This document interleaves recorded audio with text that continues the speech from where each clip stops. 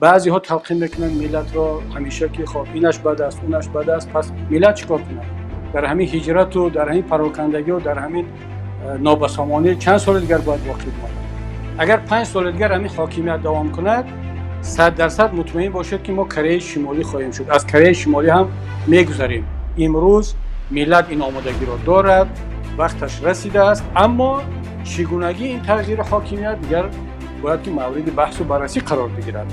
ملت باید در بین بد و بدتر یکی را انتخاب کند.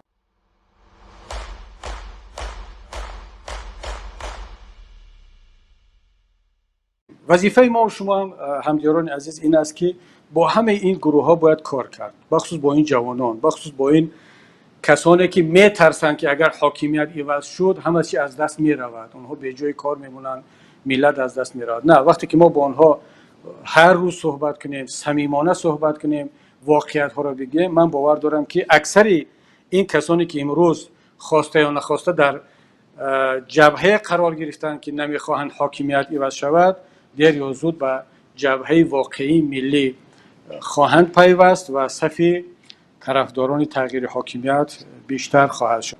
کدام قشر ملت طرفدار تغییر حاکمیت است؟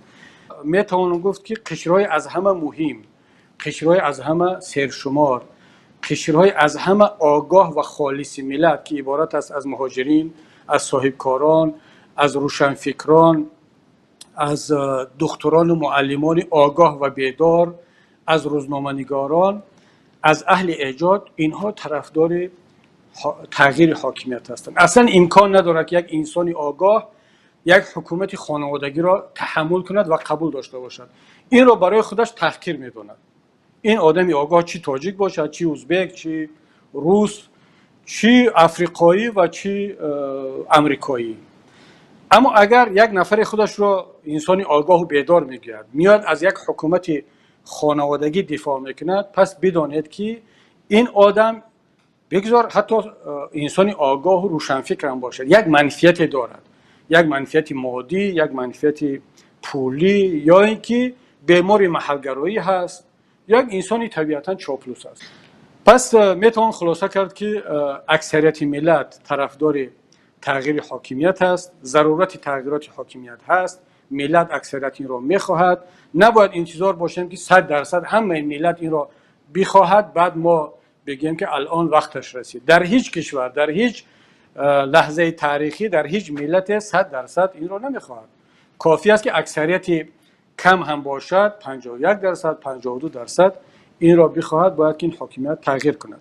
پس با این نتیجه گیری میتوان گفت که امروز ملت این آمادگی را دارد، وقتش رسیده است، اما چگونگی این تغییر حاکمیت دیگر باید که مورد بحث و بررسی قرار بگیرد.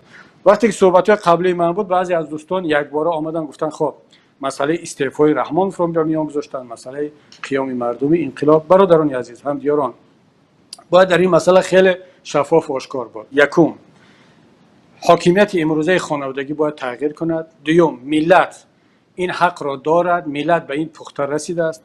سوم، دیگر این مسئولیت نخبگان ملی هست که بیایند دوری هم جمع شوند، چگونگی این تغییرات را با هم مشورت کنند که آیا این با راه استعفای رحمان و فشار آوردن بر رحمانوف که استعفا دهد با این انجام می شود، با راه آنکه یک ایده از داخل خود حاکمیت بیان رحمانوف را فشار بیارن که دیگر کار به حد رسیده است که اگر خودت با خانوادت باقی ماندی همه از بین می رود، اینها می تواند فشار بیارن، یک راه حل باشد.